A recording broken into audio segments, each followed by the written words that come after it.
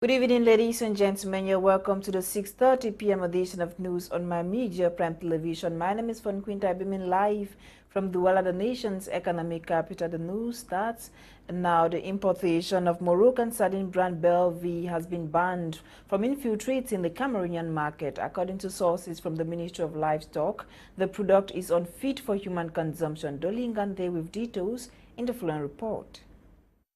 Cameroon has undertaken checks to prevent the entry into its market, the Moroccan canned sardine with the brand name Belvie, after being banned early this year in Gabon for toxicity. According to the ministry in charge of livestock and fisheries, agents have been mobilized in the southern region bordering Gabon to ensure the absence of these kinds of sardine, which are unfit for human consumption. In Bolova, for instance, teams from the regional service of the ministry, accompanied by those of the Zoo Technical and Veterinary Center, are currently cross-checking the markets to ensure these products are absent.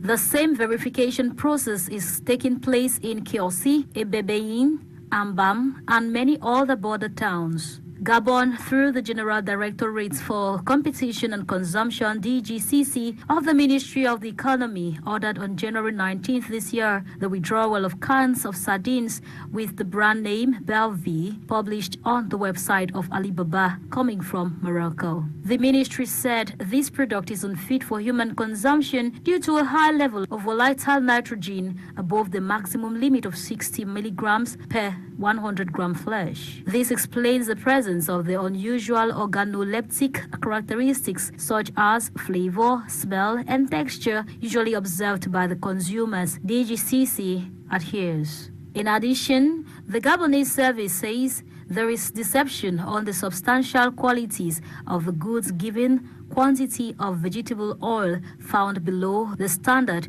which is 70% minimum for sardines in vegetable oil. And as such, consumers are advised to stop consuming this brand of sardines and start returning them back to the place of purchase.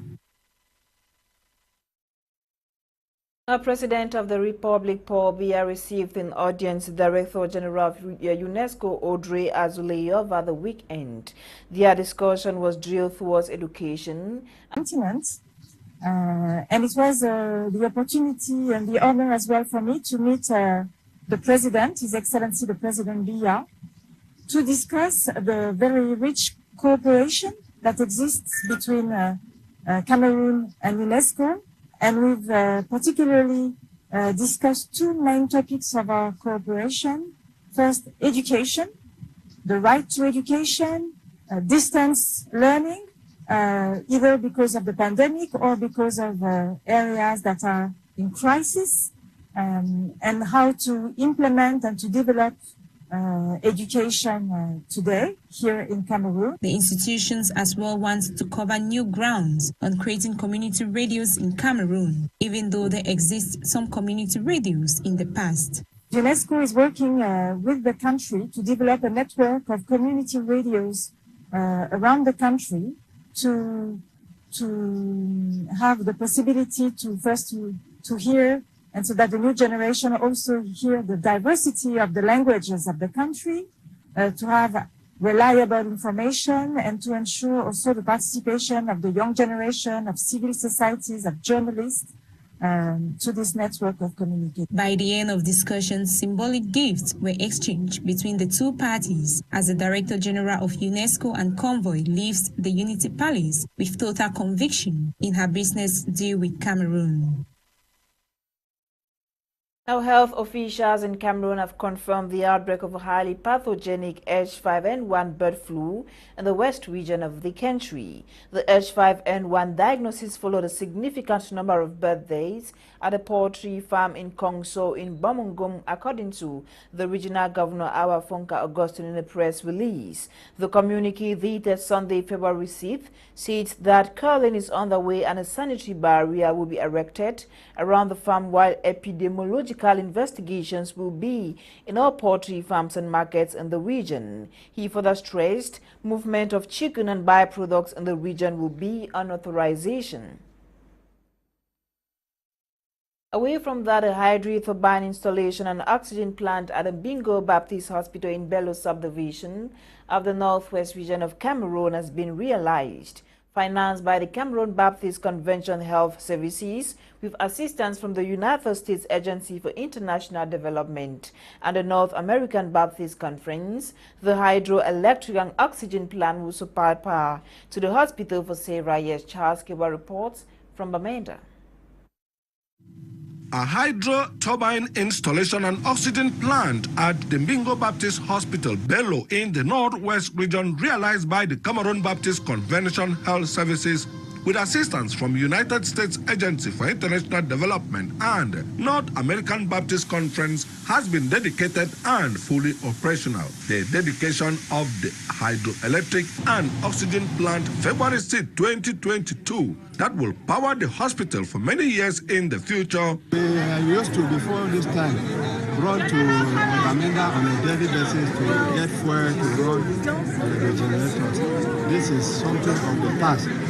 I think we are happy that the Bingo Hospital can now use this hydroelectric plant to resolve all these problems we have faced in the past.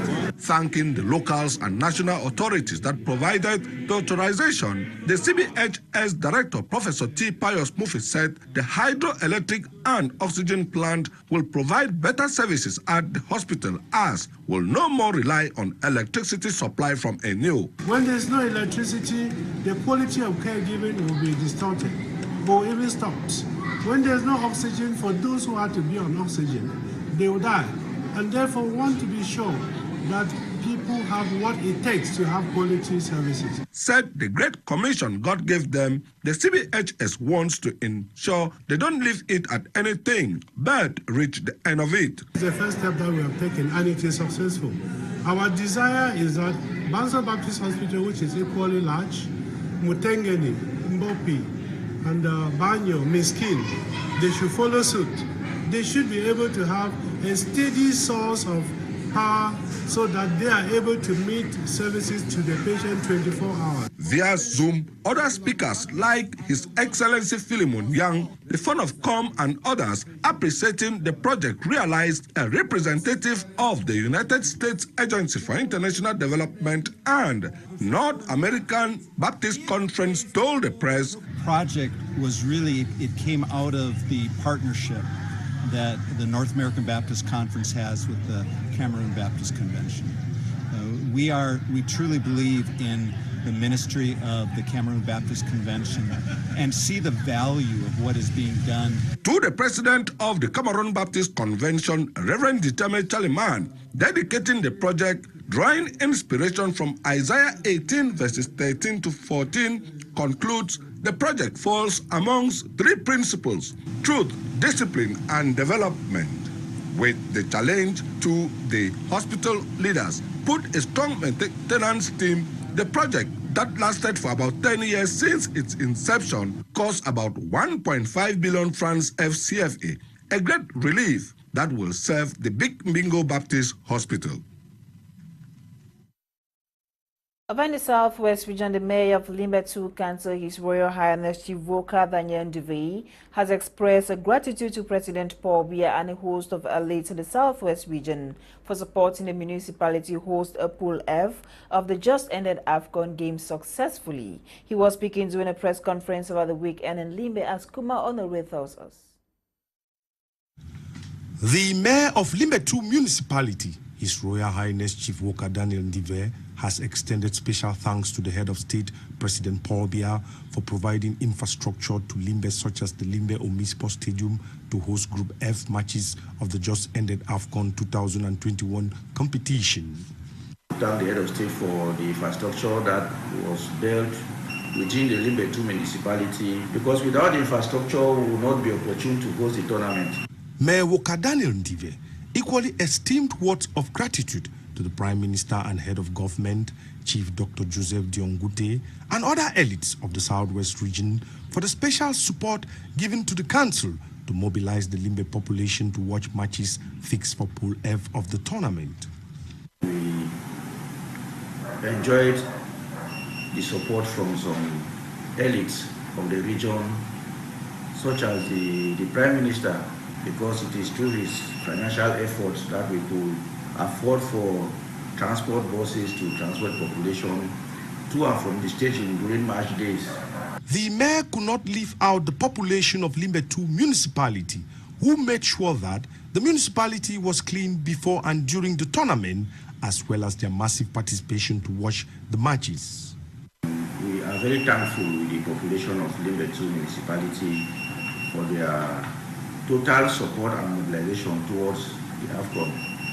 Mayor Daniel Ndive noted that the players and officials from Tunisia and Mauritania had a very warm welcome and successful stay in Limbe during the competition, thanks to the hospitality of the people of Limbe 2 municipality. You know, we have so many beaches around Limbe 2 municipality, and they had to exploit them, and during those periods they interact with the population, and it was really wonderful. The mayor concluded by thanking the security forces for ensuring that the tournament went through hitch-free, and the vigilante group of Limbe 2 municipality for being watchful throughout the tournament. They were there to guide and protect the population, and I think that's a very big credit to the forces of law and order. I think I would like to add my voice to say congratulations to them. He used this opportunity to plead with the powers that be to take good care of the stadium, as it is a jewel to the population of Limbe 2, while wishing that more local and international matches are programmed for the Limbe Omnisport Stadium. Residents of Sabongari, Northwest region of Cameroon have benefited from sanitary kits to help improve their health condition and reduce poverty. The gift, which includes sterilization machines, wheelchairs, amongst others, were donated by Senator Jafaru Muhammadu, as Nora Kakebi tells us. With the objective to ameliorate the standard of living and reduce the rate of poverty in the Adamawa region, Senator Jafaru has offered gifts which constitute sterilizing machines, wheelchairs and cash for handicaps. While receiving these biomedical materials, the head of the health center at Sabongari, Madame Bobo Jemen, said the gifts came on time and as a relief for her health center. It's been long since we have been in need of such equipment for sterilization, which we use to work with, such as equipment for minor and major surgeries. We want to first of all thank the entire community of Sabongari, more particularly the senator who made the gesture that has come to ease our work. It will help us go a long way and we intend to make good use of them. According to Senator Jafaru, the medical equipment are meant to cater for the health of the inhabitants and reduce the rate of poverty in the Mbere region. Le sénateur, c'est la courroie entre la population et l'administration. A senator bridges the gap between state administrators and the population. Besides that, we are all humans. As you know, health, education, and religion are basic needs of every community. Therefore, giving a helping hand in any of these sectors is just normal. Reason why I thought it wise to help out in the health sector so as to improve on the health situation of the population at large. Donc, je crois ce qu'on a fait, c'est dans la ligne d'intervention sénatoriale. These gifts given by the senator will definitely go a long way to help the community, and many more people are called to invest in the health of citizens. The Orange Foundation has reached out to some Cameroonians in the suburb via education, donation of technological gadgets, financial support, and lots one initiative that has improved the living conditions of beneficiaries. The donation exercise took place yesterday, February 7, 2022, supervised by the Executive Director, CSR Diversity and Philanthropy Orange Foundation, Elizabeth Chongwe. Koleldum reports from Yaoundé. Charity begins at home. The reason why Orange Foundation is on a good footing in remembering those in remote areas in environs of the Central region on goodwill, beginning with education. The saying goes, when you educate one child, you educate a nation. This is what Orange Foundation has embarked on since 2017. And to crown it all, this time around, the Executive Director, CSR diversity and philanthropy of this initiative visited one of the foundations in Nkolbewa 1 in the person of Madame Elizabeth Chungui, in charge of Orange's social responsibility policy in line with the objective of the Engage 2025 strategic plan. She unraveled her joy in assisting the people. I'm very pleased to visit this Orange village, and I really want to thank the chief and to thank director of the school, because our action at the Orange Foundation can only have huge impact thanks to the mobilization of the communities, of the local communities, of the educational community. The institution, which has been existing for 100 years, has witnessed a new facelift thanks to Orange Foundation, blessed with a numerical class, solar kits, good drinking source of water, electronics, worth 50 tablets, projectors with different structures. The school head teacher, overwhelmed with great joy accorded by Orange Foundation, bursted out. To all we have received to Fondation Orange, some simple words I want to say.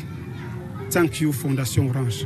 The chief of the Nkolbewa 1 village expressed gratitude for the incessant gift. Women, a strong force to reckon with, this foundation have been empowering women in this locality in the central region by awarding funds, enabling them indulge in petty trade for financial sustainability, as such gaining financial freedom. During this visit of the Orange Cameroon Foundation, the president of this women organization, known as 13 Amélioré in the French acronym, recounted growth in digitalization, business expansion, fundings benefited via credit or loans taken on low interest rates from this foundation, with a sum total of over 800,000 francs CFA presently in their coffers. They thank Orange Foundation for the digital equipment received, while these women testify the positive benefits. I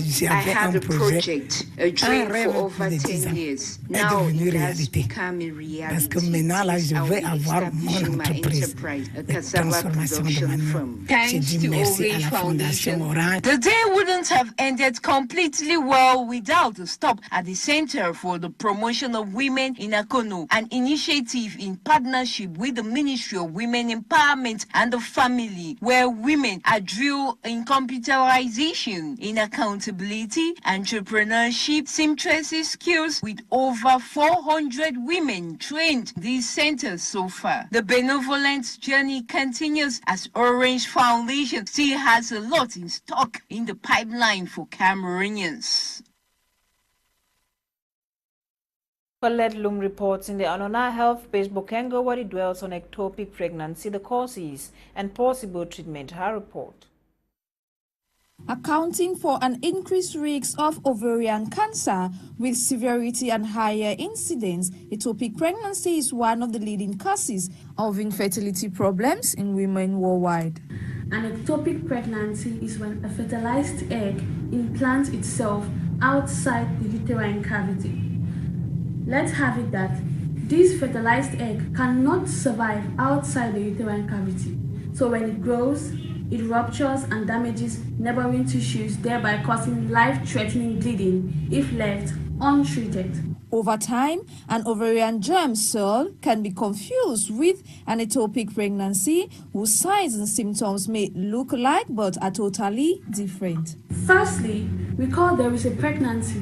So you will first have those early signs of pregnancy, such as a missed menstruation, nausea, breast tenderness, accompanied with the signs of an ectopic pregnancy, that's severe abdominal pain accompanied by vaginal bleeding. You will have a technical shoulder pain. Nonetheless, according to midwife Esu Santa Maria, even with possible pregnancy signs and symptoms, an ectopic pregnancy can be triggered by many reasons, including birth control, lifestyle choices, smoking, amongst others. Sexually transmitted infections. Sexually transmitted infections such as gonorrhea and chlamydia predisposes you to having an ectopic pregnancy, since they cause inflammation of the fallopian tube, the uterus, the ovaries, and neighboring tissues. Another risk factor is a previous history of an ectopic pregnancy. If you have had an ectopic pregnancy before, you are at risk of having another ectopic pregnancy in future. Another risk factor is tubal surgery. Tubal surgery may be to correct an inflamed tube, fallopian tube before, may predispose you to having an ectopic pregnancy. Another risk factor is choice of birth control. A birth control method such as the intrauterine device will predispose you to having an ectopic pregnancy. It's very difficult to get pregnant with an IUD, that's an intrauterine device, but if pregnancy happens, it's most likely going to be an ectopic pregnancy. Another birth control method such as tubal ligation, where the fallopian tubes are tied, predisposes you to having an ectopic pregnancy if pregnancy occurs. Another risk factor is smoking. Smoking increases the chances of having an ectopic pregnancy. Another risk factor we have is fertility treatments. Fertility treatments such as in vitro fertilization, that procedure can predispose you to having an ectopic pregnancy. It should be borne in mind that ectopic pregnancy cannot be turned to normal pregnancy, and if left untreated and undiagnosed, can cause inflammation of neighboring tissues such as the ovary, which may give birth to ovarian cancer, estimated to kill about 200,000 women yearly, with 300,000 new infected cases as of 2018. News out of Cameroon made a brief stop in Nigeria, Morocco, Senegal, and Malawi, where the country is expected to go through a 6-month power cut after main power stations stopped operating. Details in the following report. We begin our tour on the African continent in Nigeria, where 7 crew members on board an oil vessel that exploded in Niger Delta region last Wednesday are still missing after 3 were found. Efforts are being made to locate the remaining crew members, clean up and limit damage to the environment, and also establish the cause of the explosion. Following the incident, the Nigerian government has announced that it is considering the possibility of a merger with the United States to create a new company to take over the management of the oil tanker. 10 crew members were on board the oil vessel, with the number of barrels stored at the time of the explosion still unknown. From Nigeria, we move over to Morocco, where the country on Monday buried 5-year-old Ryan, a boy who was trapped in a well for days while rescuers struggled to reach him. Ryan was pulled out on Saturday from a 32-meter deep dry well where he had been trapped for 5 days, a situation that drew global attention. In a sign of how Ryan's fate had gripped the country, Moroccan King Mohammed V followed the painstaking rescue efforts closely and expressed his condolences to the boy's family. Nationwide, Moroccans have taken to social media to offer their hope for the boy's survivor using the hashtag #SaveRyan, which brought global attention to the rescue effort. Workers have now started filling in the massive hole and tunnel the dock to try to rescue the boy.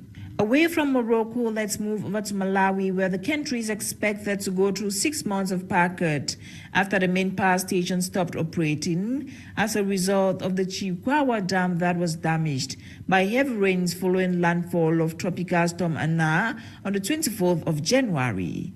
According to the Department of Disaster Management Affairs, DOTMA, over 200,000 people from 48,000 households have been affected and many displaced, with over 100 people reported to have sustained injuries in 15 districts after more than a week of heavy rains. Let's conclude in Senegal, where the victorious football team were treated to a hero's welcome when they landed back in the capital Dakar yesterday morning, a day after winning the Africa Cup of Nations for the first time. Monday had been declared a national holiday in recognition of the historic achievement, and tens of thousands of people turned out to welcome the players home. It should be recalled that Senegal beat Egypt 4-2 on penalty shoot in the final in Yaoundé after the match ended 0-0 following extra time. And U.S. President Joe Biden has vowed to shut down a key Russian gas pipeline to Germany if Moscow invades Ukraine. Details in the following report with Eileen Summer.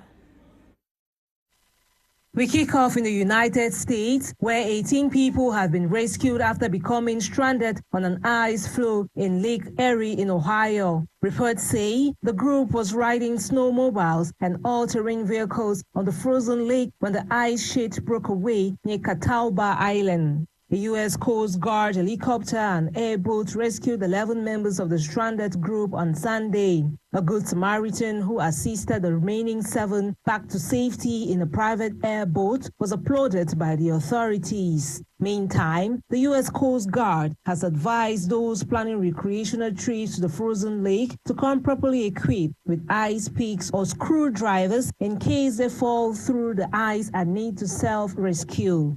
Away from that, U.S. President Joe Biden has vowed to shut down a key Russian gas pipeline to Germany if Moscow invades Ukraine. After talks with German Chancellor Olaf Scholz in Washington, President Biden said that the U.S. would bring an end to the Nord Stream 2 pipeline.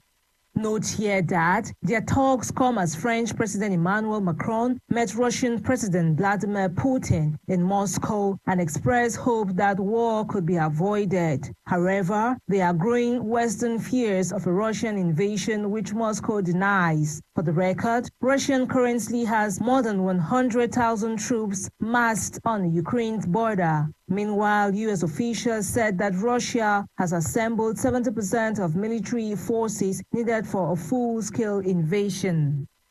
While in Canada, the Prime Minister has said a protest by truckers that has paralyzed the capital, Ottawa, has to stop.